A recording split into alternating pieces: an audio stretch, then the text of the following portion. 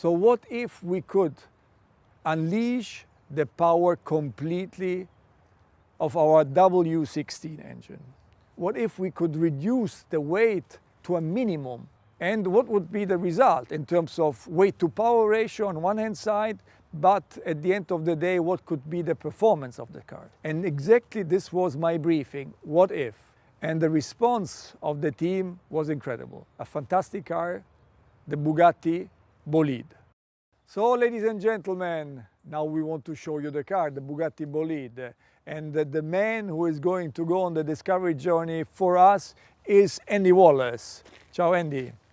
Andy won once Le Mans and he was twice the fastest man on earth. So I want to send you on a journey, and the audience should see with your eyes this fantastic car. And you're going to meet our R&D boss, Stefan Elroth, and our chief designer, Achim Anscheid. And I'm curious about your feedback. So good luck and see you soon. Thank you.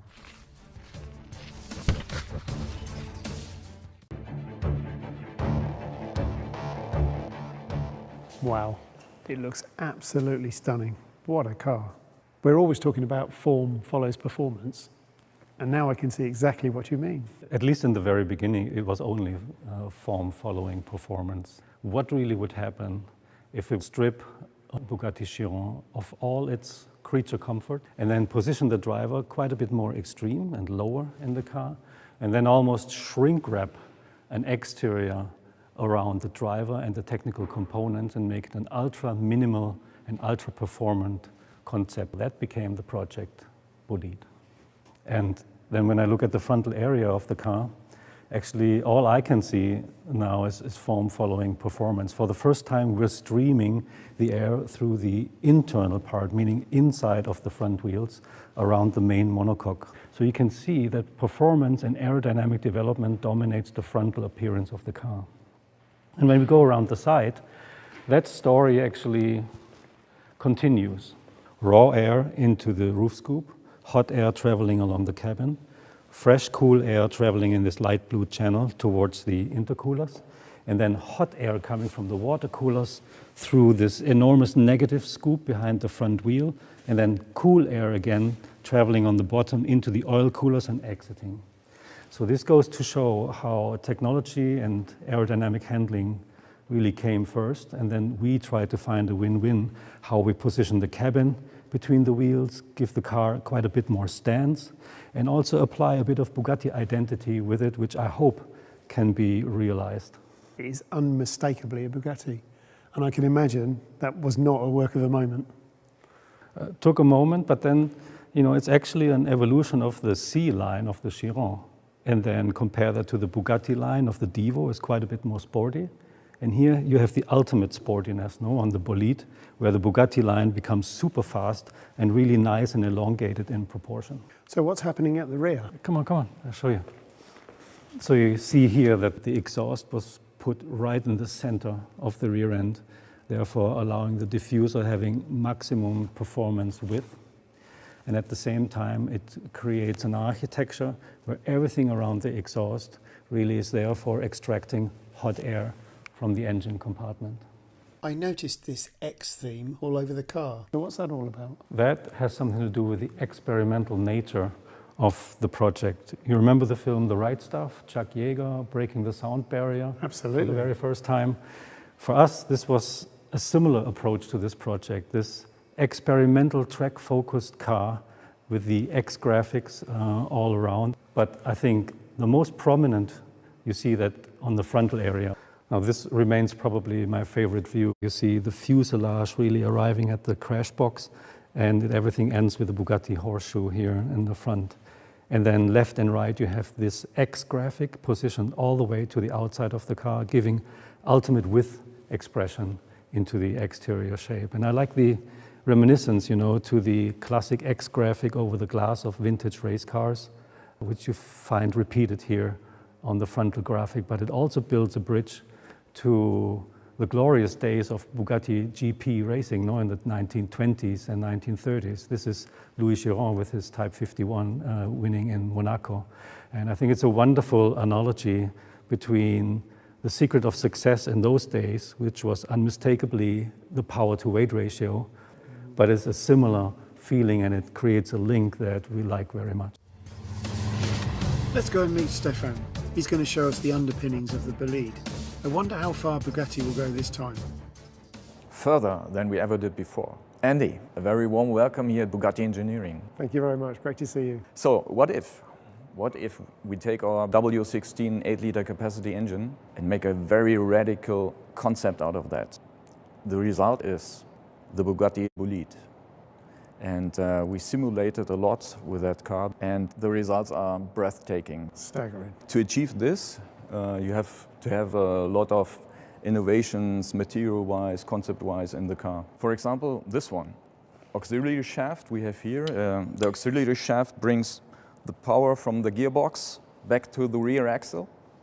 And it's a hybrid part made out of carbon fiber and with titanium fittings. Half the weight, but twice as strong as the regular one. And to think it can take all that force. Yeah, and if we walk around, there's another part I have to show you. So this is the part of a front suspension, it's double wishbone suspension, and this is the push rod. And yeah, it's printed out of titanium. Incredible, because it weighs 100 grams. And the wall thickness varies between 0.5 and 1 millimeters. It has an inner structure, printed inner structure. And the braking force of that part is 3.7 tons. So 2 Chirons. Yes, basically, 2 Chirons. Honestly, it's ridiculous how light that is when you consider how strong it needs to be. It's beautifully made too. Would you miss this one? Yes, of course. Ah, okay. As you know, of course, to get the air through the car, around the car, in the right way, it's very scientific to have the airflow there where you want to have the airflow. And basically, the car has an adjustable front splitter, adjustable rear wing, a 3-layer rear diffuser, and on the top we have air intake for the engine, and there we have inflatable bubbles on that air intake. On higher speed, if you inflate those bubbles, the air stays on the car without any kind of turbulences, so that you get a better airflow on the rear wing, and on the same way you have more downforce. And if we go on the side, the car is according to FIA free formula racing car rules. So the monocoque has an integrated rollover protection system. We have an integrated side impact protection with a coolant going through that. And we have Michelin slick tires, and the width of the tire is 340 millimeters in the front and 400.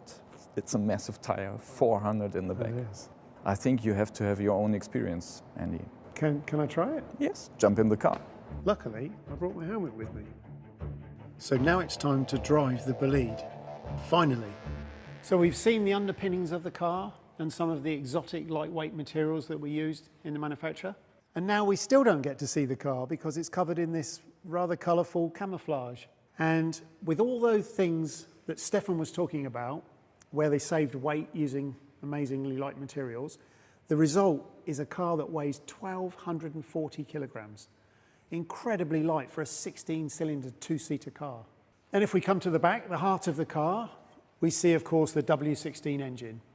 Now, this engine produces 1,600 horsepower on regular 98-octane fuel, but using 110-octane race fuel, it can produce 1,850 horsepower. So coupled with that low weight, this gives us a weight-to-power ratio of 0.67 kilograms per horsepower, and, importantly, a weight-to-torque number of 0.67 kilograms per newton meter. So, what does this actually give us in terms of performance on track?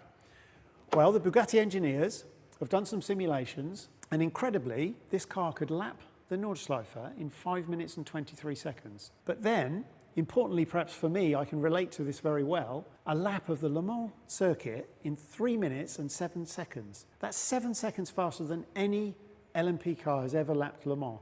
So incredible performance, and I really can't wait to try the car. So let's go.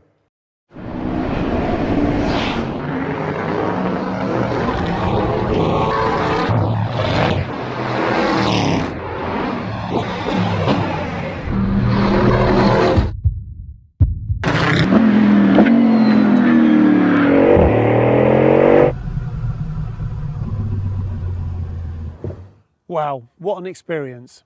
This car really does react like a proper race car. Amazing grip, high speed, low speed, the balance feels amazing, but there's one key difference. This car accelerates like nothing else I've ever experienced in my life, almost out of this world. Really an amazing car, and I'm so glad I got to drive it.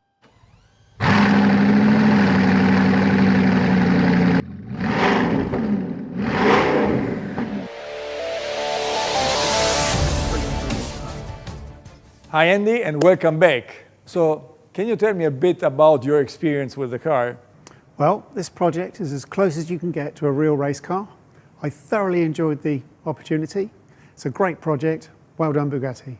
Thank you very much. We always value your feedback. This is very important to us.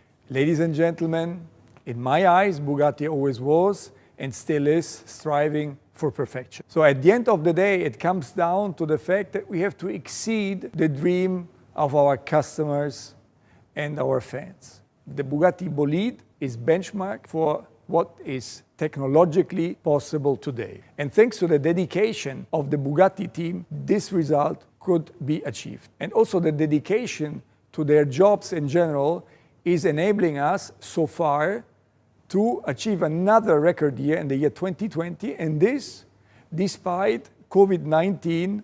And I have to say that this car is really a dream. The Bugatti Bolide. Vive la marque!